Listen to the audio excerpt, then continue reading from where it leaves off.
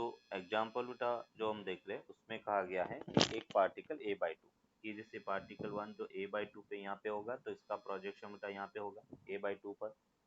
दूसरा अपन कह रहे कि a/+a/√2 पर है और टुवार्ड्स, तो ये बेटा इधर जा रहा है और a/√2, तो देखो ये एंगल बेटा कितना हुआ 60 डिग्री हो गया है ना, π/3 कह सकते हैं। दूसरा जो पार्टिकल है वो ऑब्वियसली बेटा यहाँ पे होगा और जब पार्टिकल यहाँ पे होगा ये एंगल बेटा कितना होगा π/4 होगा और वो अपन कह रहे कि इधर मोशन करेगा तभी अपन कह रहे टुवार्ड्स द मीन पोजीशन होगा। अभी देखो दोनों पार्टिकल एक दूसरे की मतलब एक ही डायरेक्शन में मोशन कर रहे हैं और अपने को पूछा गया है कि ये दोनों कब आपस में मीट करेंगे। अच्छा क्वेश्चन है, देखो क्वेश्चन बेटा जो मैंने ड्रॉ किया वो समझ में आ गया। पहला पार्टिकल हाँ सर, a/2, क्वेश्चन समझ में आया। हाँ, अभी ये दोनों कब मीट करेंगे वो अपने को फाइंड करना है। इसके अंदर जैसे इस मोशन के अंदर दोनों का सर्कुलर मोशन एक ही डायरेक्शन में है, दोनों पार्टिकल का सर्कुलर मोशन है वो एक ही डायरेक्शन में है और जब दोनों का सर्कुलर मोशन एक ही डायरेक्शन में होगा और फिर उसको मीट करवाना है तो वो कैसे मीट करेंगे वो अपने को बताना है। Okay sir. तो अगर मैं कह रहा हूँ कि फेज डिफरेंस सेम है तो दोनों के बीच का जो फेज डिफरेंस है एंगल है वो एंगल कितना है बेटा π/3 प्लस π/4, मीन्स यहाँ से बेटा अपने को मिला 7 π/12, ये अपन कह रहे कि दोनों के बीच का फेज डिफरेंस है और वो हमेशा कांस्टेंट रहेगा। अभी देखो मीट कैसे करेंगे, सपोज बेटा अपन कह रहे कि ये पार्टिकल P1 है, ये पार्टिकल अपन कह रहे कि P2 है और P2 हमेशा P1 से आगे रहेगा। तो जब अपन कह रहे कि दोनों मीट कर रहे हैं उस मोमेंट पर अपन कहेंगे कि दोनों इस y एक्सिस से सेम एंगल मिलाएं, मतलब मीट करने का मतलब दोनों एक ही पॉइंट पे होने चाहिए बेटा यहाँ पर। तो P2 है वो तो बेटा अपन कह रहे अभी P2 की जो पोजीशन है वो इधर हो गया और P1 डैश से वो यहाँ पे आ गया, ये P1 डैश इधर हो गया, मतलब P1 की नई पोजीशन P1 डैश है और P2 की नई पोजीशन P2 डैश है और इस दोनों के बीच का ये टोटल एंगल है वो हमेशा 7 π/12 होना चाहिए और दोनों सेम डिस्टेंस पर है, इसका मतलब ये एंगल भी 5/2 ये एंगल भी 5/2 होना चाहिए। तो यहाँ से अपन कह रहे कि ये एंगल 7 π/24 हो गया बेटा, ये एंगल 7 π/24 हो गया। बोलो कोई डाउट इसमें? सर ये मुझे अप्रोच समझ में नहीं देखो आया। अपन क्या कह रहे हैं कि दोनों जो पार्टिकल हैं वो सेम ओरिएंटेशन मूव करेगा, मतलब ये जैसे थीटा एंगल मूव किया तो ये भी थीटा मूव करेगा, मतलब दोनों के हाँ, बीच का जो एंगल है वो हमेशा 7 π/12 ही बना रहेगा। बट सर जो फिर हर मोमेंट पर दोनों की वेलोसिटी और एक्सेलरेशन है वो तो दोनों चेंज हो रही है, तो एंगल चेंज नहीं होना नहीं, चाहिए।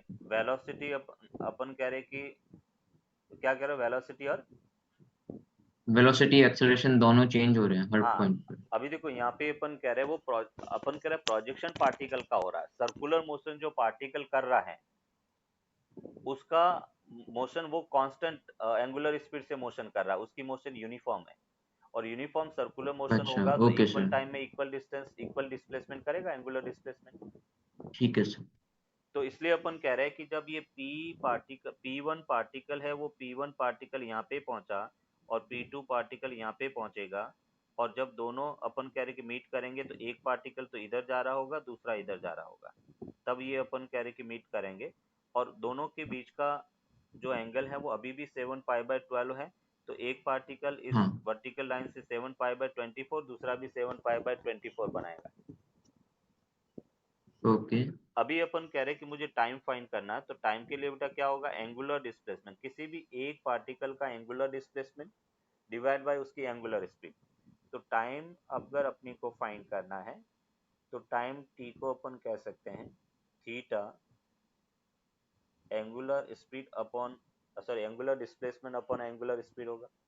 अभी किसी भी एक पार्टिकल की अपन बात कर रहे हैं, जैसे मैं यहाँ पे बात कर रहा हूँ P2 डैश की, भाई P2 डैश इनिशियल P2 यहाँ पे था और फिर फाइनल यहाँ पे पहुंचा, मुझे ये टोटल एंगल फाइंड करना, उसका एंगुलर डिस्प्लेसमेंट ये हो गया। तो बेटा ये π/4 है तो ये एंगल कितना होगा π/4 हुआ।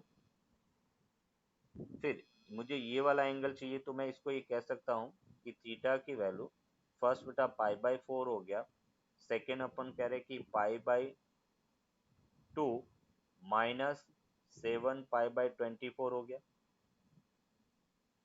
बेटा मुझे ये वाला एंगल चाहिए, तो ये एंगल मैंने टोटल पाई बाई 2 में से 7 पाई बाई 24 सब्ट्रैक्ट कर दिया और प्लस बेटा 7 पाई बाई 12 हो गया। तो इसको अपन ऐड करेंगे, ये बेटा पाई बाई 4 हो गया प्लस 24 आ गया बेटा, 24 माइनस 7 बेटा कितना आ गया 17 पाई बाई 24 बेटा, 24 माइनस बेटा 7 पाई और प्लस अपन कह रहे कि 7 पाई बाई 12 हो गया। मीन्स इसका एलसीएम लिया बेटा तो 7 पाई बाई 24 नहीं होना चाहिए क्या? 7। अच्छा सही नहीं, सही है सही। तो अभी बेटा अपन कह रहे कि 24 आ गया, यहाँ से 6 आ गया तो ये 6 पाई हो गया प्लस 17 पाई हो गया प्लस बेटा 14 पाई हो गया। मीन्स इसको अपने ऐड किया तो यहाँ से अपने को मिला ये पाई हो गया, 4 और 7 बेटा 11, 11 और 6 17 हो गया, फिर बेटा 1 2 एंड 3 37 पाई अपॉन 24 बेटा, ये उसका एंगुलर डिस्प्लेसमेंट हो गया। अभी अपन कह रहे हैं कि मुझे तो टाइम चाहिए बेटा, तो मैं ये कह सकता हूँ t that will be equals to 37 pi upon 24 और ओमेगा को अपन लिख सकते हैं 2 पाई बाई टी बेटा, यहाँ से पाई कैंसिल आउट हो गया। मीन्स फाइनल टाइम टेकन मिलेगा 37 टी अपॉन 48 के इक्वल होगा। ये टोटल टाइम टेकन है जब अपन कह रहे दोनों पार्टिकल आपस में मीट करेंगे। देखो इसमें दोनों हाँ पार्टिकल सर। अपोजिट डायरेक्शन में मोशन कर रहे हैं। सर्कुलर मोशन की अगर अपन हाँ डायरेक्शन देखेंगे तो ये अपन कह रहे कि एंगल कितना होगा पाई बाई 3 होगा बेटा। तो जब अपन कह रहे कि दोनों पार्टिकल ऑपोजिट सेंस में अपन कह रहे कि सर्कुलर मोशन कर रहे हैं तो टाइम टेकन होता है relative angular displacement upon relative angular speed बेटा। जब सेम तो फिर डायरेक्शन, T/12 हो जाएगा। यस बिल्कुल बेटा, तो यहाँ पे अपन कह रहे थीटा रिलेटिव वो पाई बाई 3 होगा और ओमेगा रिलेटिव तो टू सर इसको ओमेगा के इक्वल होगा। ऐसे भी सोच सकते हैं क्या कि अब उनके बीच में एंगल पाई/3 है तो हम चाहते हैं कि ईच पार्टिकल मूव्स पाई/6 जिससे टोटल दोनों का पाई/3 हो जाए, हाँ तो टोटल, पाई/6 मतलब T/12 हो जाएगा। बिल्कुल बेटा, क्योंकि दोनों की स्पीड सेम है तो अपन कह रहे कि सेम एंगुलर डिस्प्लेसमेंट करेगा, तो ये T/12 सेकेंड हो गया। ये दो टाइप की प्रॉब्लम इसमें बनती है जिसमें अपन कह रहे कि सेम ओरिएंटेशन में है तो क्या है, ऑपोजिट डायरेक्शन में है तो क्या है, तो सेम वैसे और एक क्वेश्चन, हम्म, ये SHM का ही क्वेश्चन है ना? चलो नेक्स्ट एक और प्रॉब्लम देखते हैं। क्वेश्चन है two particles P and Q describe simple harmonic motion of same period, same amplitude along the same line about the same equilibrium position O.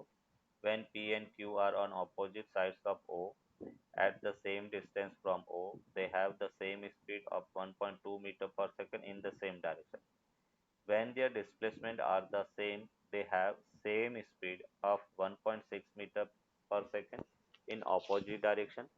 Then the maximum velocity in meter per second of the either particle is. एक particle की maximum speed क्या होगा वो अपने को find करना है। अपन देखेंगे तो इसमें दो केस अपन यहाँ पर ले रहे हैं। फर्स्ट अपन कह रहे कि केस वन में ये कह रहा है कि दोनों पार्टिकल मीन पोजीशन से इक्वल डिस्टेंस पर है।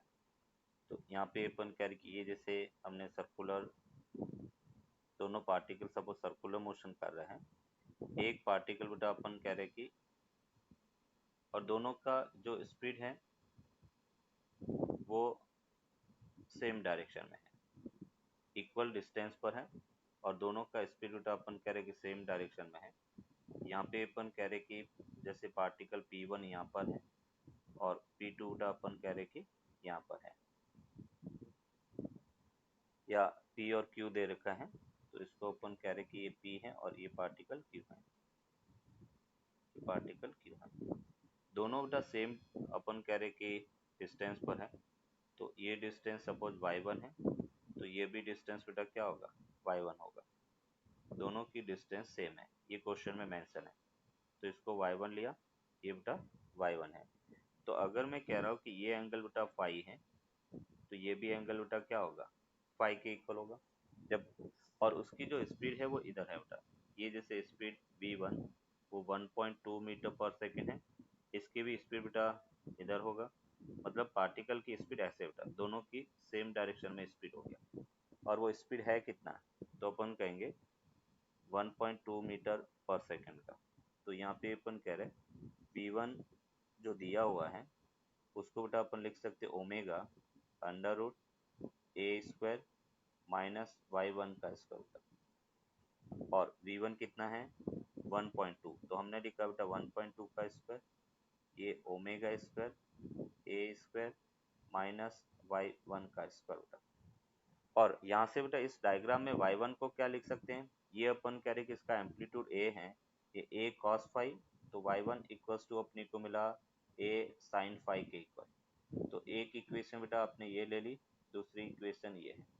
बोलो बेटा इसमें कोई डाउट? नहीं सर। अभी केस 2 की अगर अपन बात करें, और केस 2 हमें क्या कहता है, केस 2 ये जैसे सेम दोनों पार्टिकल है बेटा, और अभी दोनों का डिस्प्लेसमेंट सेम है बेटा, मतलब एक ही पोजीशन पर है, बट दोनों के बीच का फेज एंगल अभी भी 2 फाई रहना चाहिए। इनिशियल जो फेज एंगल फाई था 2 फाई था, अभी भी फेज डिफरेंस दोनों के बीच में 2 फाई रहना चाहिए।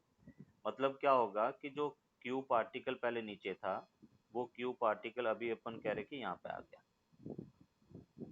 कि क्यू पार्टिकल यहाँ पे आ गया, और जो पी पार्टिकल है वो अपन कह रहे इसी सेम लाइन पर, क्योंकि दोनों का डिस्प्लेसमेंट सेम होना चाहिए। तो अभी अपन कह रहे कि ये क्यू यहाँ पे आ गया, पी तो बेटा अपन सॉरी क्यू पार्टिकल यहाँ पे पहुंचा, और ये अपन कह रहे पी यहाँ पे पहुंचा, और दोनों के बीच का फेज डिफरेंस 2 फाई था, तो अभी भी 2 फाई सेम रहेगा।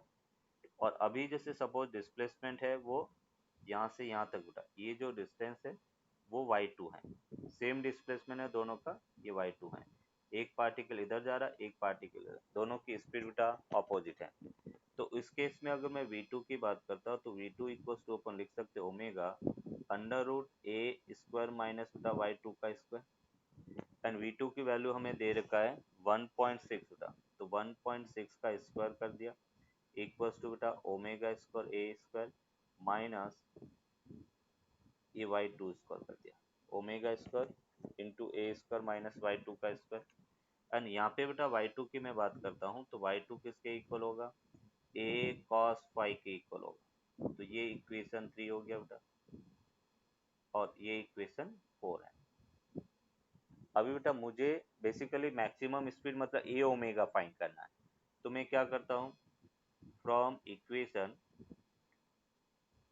1 प्लस बेटा इक्वेशन 3 करते हैं, 1 और 3 को आपस में ऐड करते हैं, और 1 और 3 को आपस में ऐड करेंगे तो ये बेटा 1.2 का square equals to omega square a square minus omega square y1 का स्क्वायर, और ये अपने पास हो गया 1.6 का square equals to omega square a square minus omega square y2 का स्क्वायर हो गया, और दोनों को बेटा अपन ऐड करेंगे,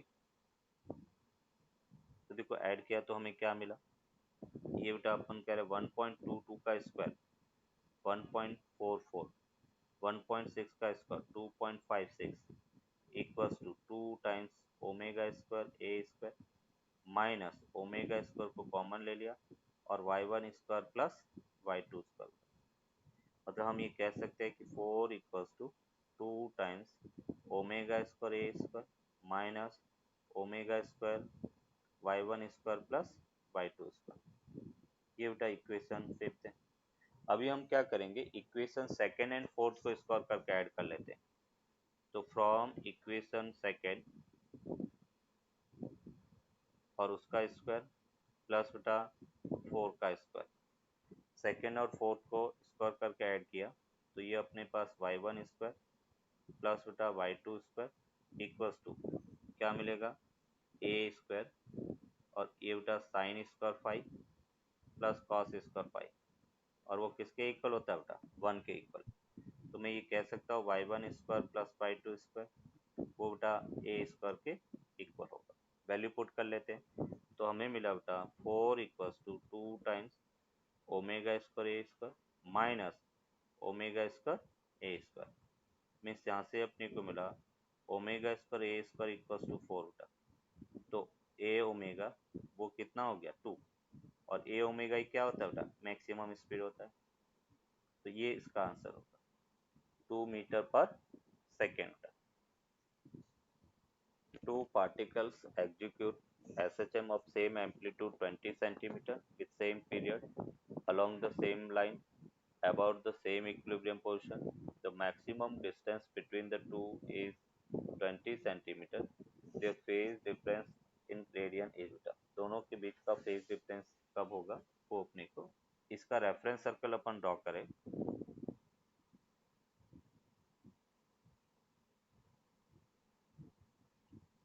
और रेफरेंस सर्कल में अपन कह रहे हैं कि दोनों एक दूसरे से ऑपोजिट डायरेक्शन में होना चाहिए, तब अपन कह रहे कि उसके बीच की डिस्टेंस मैक्सिमम होगी। ये जैसे एक पार्टिकल यहाँ पर है और दूसरा पार्टिकल यहाँ पर है, ये जैसे पार्टिकल अपन कह रहे P1 है, ये पार्टिकल P2 है, और ये डिस्टेंस अपन कह रहे दोनों के बीच का 20 सेंटीमीटर मैक्सिमम है, तो ये भी 10 हो गया, ये भी 10 हो गया, तो ये डिस्टेंस बेटा अपन कह रहे 10 सेंटीमीटर, ये भी 10 सेंटीमीटर होगा। और ये अपन कह रहे दोनों के बीच का फेज डिफरेंस है, मतलब अपन कह रहे कि ये फाई है तो ये भी एंगल क्या होगा फाई। तो अगर हमें फेज डिफरेंस फाइंड करना है तो फेज डिफरेंस हम ये कह सकते हैं 2 फाई के इक्वल होगा दोनों के बीच का। और फाई होगा कितना, तो हम ये कह सकते हैं कि sine phi that will be equals to 10/20, amplitude 20 है, तो 1/2 मिला, तो फाई की वैल्यू 5/6 30 डिग्री। तो अभी अपन कह रहे phase difference 2 into 5/6 and that will be equals to 5/3 radian, ये इसका आंसर होगा। जब भी मैक्सिमम डिस्टेंस दोनों के बीच में पूछा जाए इसका मतलब दोनों पार्टिकल मीन पोजीशन के अपोजिट साइड है।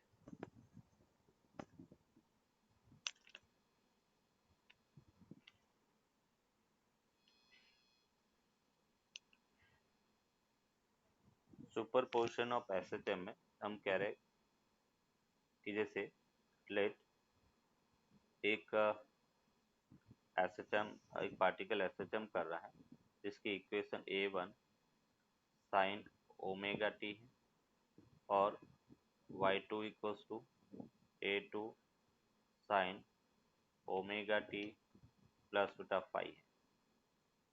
ये फर्स्ट पार्टिकल का डिस्प्लेसमेंट इक्वेशन है और ये सेकेंड पार्टिकल का डिस्प्लेसमेंट इक्वेशन है।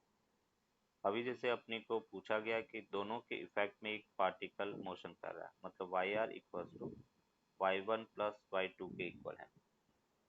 वाई आर जो है वो y1 प्लस y2 के इक्वल है और ये अपने को फाइंड करना है, मतलब इसको हम लिख सकते हैं A R give sign omega t plus alpha, और अपने को यहाँ से फाइंड करना है कि इसका रिजल्टेंट एम्पलीट्यूड क्या है और जो फेज डिफरेंस है वो क्या है फाइंड करना है।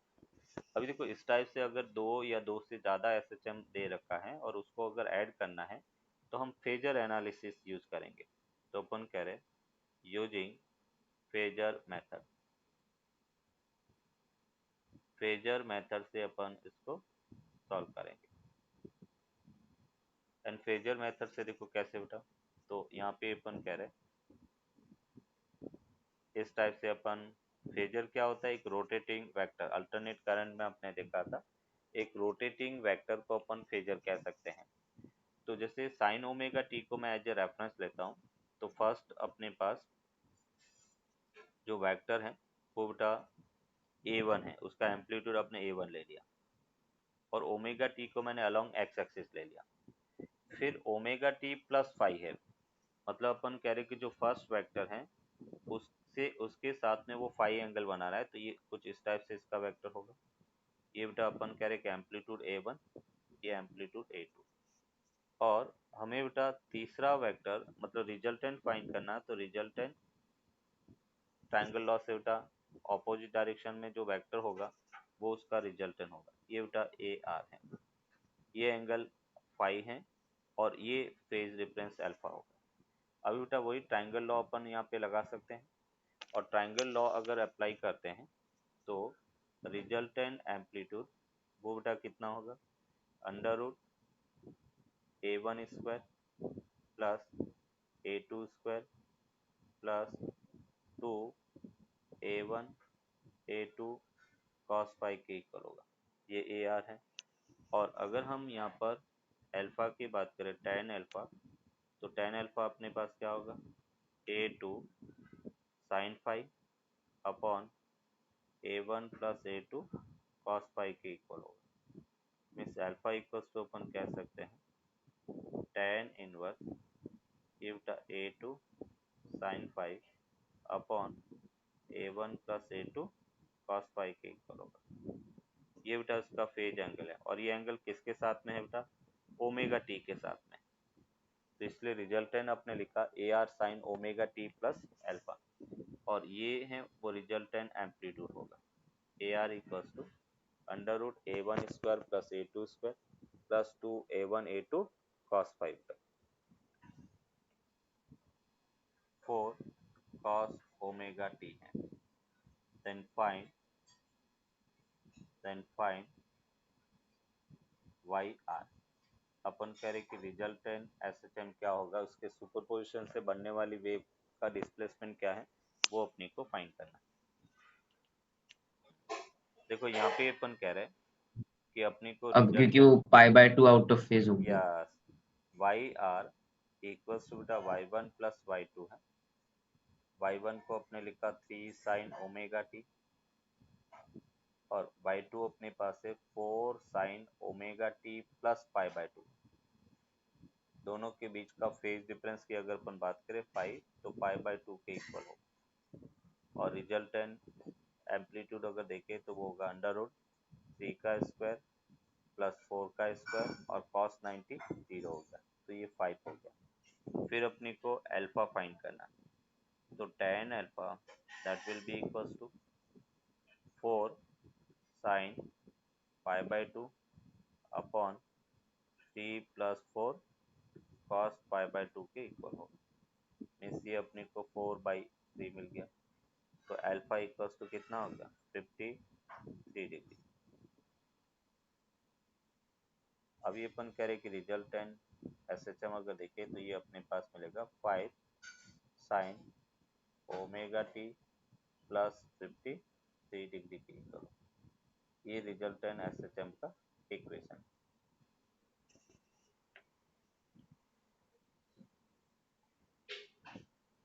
फाइंड, क्वेश्चन कह रहा है find the resulting amplitude and phase of vibration alpha, और अपने पास जो इक्वेशन वाई आर दे रखा है वो है a cos omega t plus a/2 cos omega t plus π/2 plus a/4 cos omega t plus 5 plus a/8 cos omega t plus 3π/2। ये अपने पास equation, चार वेव्स हैं वो, सॉरी चार मोशन है वो सुपर इम्पोज हो रही है, और उसका रिजल्टेंट एम्पलीट्यूड और फेज डिफरेंस फाइंड करना। इसको अपन फेजर एनालिसिस से बेटा सॉल्व करेंगे। हम ओमेगा टी को एज ए रेफरेंस ले लेते हैं। तो सबसे पहले बेटा एम्पलीट्यूड ए है, तो ये ए ओमेगा टी एक्स डायरेक्शन में हो गया। फिर π/2 पर a/2 है, ये एम्पलीट्यूड ए हो गया। फिर इससे π/2 एंगल पर, तो π/2 एंगल पर ये हो गया, और a/2 इसका एम्पलीट्यूड हो गया। फिर पाई एंगल पर a/4 हो गया। फिर अपन कह रहे कि नेक्स्ट 3π/2 पर a/8 हो गया। और रिजल्टेंट की अगर अपन बात करें तो रिजल्टेंट ये इसका रिजल्टेंट एम्पलीट्यूड होगा जो अपने को फाइंड करना है। तो ये अपने को a दिया हुआ है, ये a/2 है, ये बेटा अपन कह रहे कि a/4 है, और ये a/8 के इक्वल है, और ये इसका रिजल्टेंट ar होगा, ये एंगल अल्फा हो गया। अभी जैसे दो से ज़्यादा अगर अपन कह रहे कि वेक्टर्स हैं तो कैसे ऐड करते थे, इन सब का एक्स कंपोनेंट अपन फाइंड कर लेते हैं। तो हम ए एक्स फाइंड कर रहे हैं। फर्स्ट का बेटा एक्स कंपोनेंट ए हो गया, सेकेंड का 0 हो गया, थर्ड का -a/4 हो गया, एंड फोर्थ का 0 हो गया। तो कितना मिला, 3a/4 के इक्वल। फिर अपन y कंपोनेंट फाइंड करते हैं। तो y कंपोनेंट फर्स्ट का क्या हो गया, 0, सेकेंड का कितना है, a/2, थर्ड का 0, एंड फोर्थ का -a/8 हो गया। मीन्स यहाँ से 8, तो ये अपने को मिला 3a/8 के इक्वल। फिर अपन कह रहे कि रिजल्टेंट जब भी फाइंड करना है ए आर, तो हम क्या करेंगे, √ax² प्लस ay² मीन्स यहाँ से अपने को मिला ax वो कितना है 3a/4, उसका स्क्वायर हो गया, ay कितना है 3a/8 और उसका स्क्वायर हो गया। मीन्स यहाँ से अपन करें 3a/4 उसको कॉमन ले लिया, और ये बेटा 1 + 1/2 उसका स्क्वायर हो गया।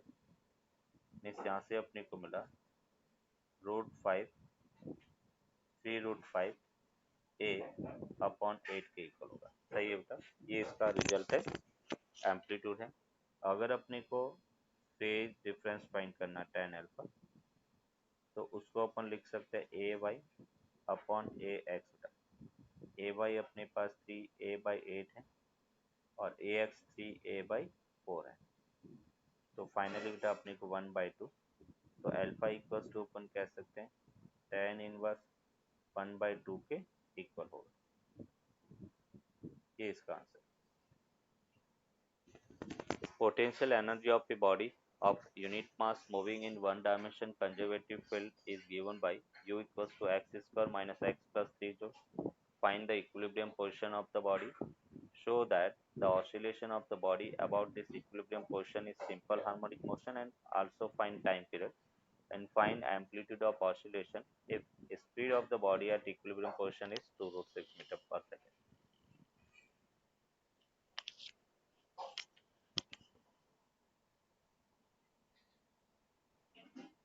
Yes, तो देखो यहाँ पे अपन तो पार्ट 1 तो मेरे से हो गया, okay part 2 I am not sure.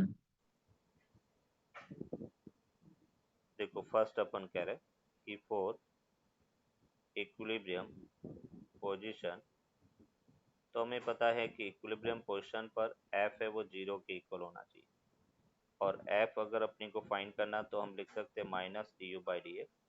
हालांकि अपने को मैग्नीट्यूड चाहिए तो अपन मोड ले सकते हैं, तो ये 2x - 1 था, और उसको 0 रखा, तो 2x - 1 = 0, x = 1/2 मिला।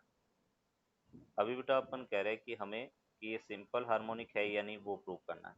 तो इसमें जो फोर्स की इक्वेशन अपने को मिल रहा है वो फोर्स की इक्वेशन मिल रहा है -2x + 1, और अपन कह रहे कि F प्रोपोर्शनल टू -x है। इसका मतलब हम ये कह सकते हैं कि SHM है, ये प्रूव हो गया। फोर्स प्रोपोर्शनल टू -x है तो उसको अपन SHM कह सकते हैं। अभी बेटा अपन कह रहे कि F इक्वल्स टू, जैसे हमने कहा मास तो यूनिट है, तो अपन इसको एक्सीलेशन अगर देखें तो एक्सीलेशन भी सेम इसके इक्वल होगा -2, और ये अपन कह रहे कि x - 1/2, तो इसको अपन कंपेयर कर सकते हैं -ω² है बेटा। तो ओमेगा इक्वल्स टू अपने को √2 मिला, तो टाइम पीरियड बेटा क्या होगा 2π/ω, मतलब 2π/√2, और उसको अपन कह सकते हैं √2π सेकेंड, ये इसका टाइम पीरियड होगा। फिर अपन कह रहे थर्ड बेटा अपने को पूछा एम्पलीट्यूड, तो इसने वी मैक्स दे रखा है। इक्विलिब्रियम पोजीशन पर स्पीड है वो वी मैक्स होता है।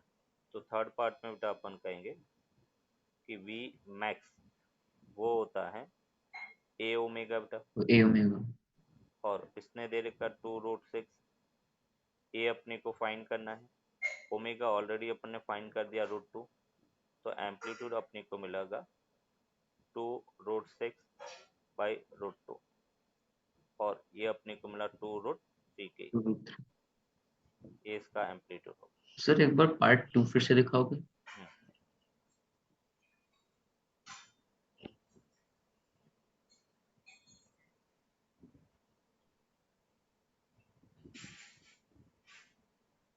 Okay sir.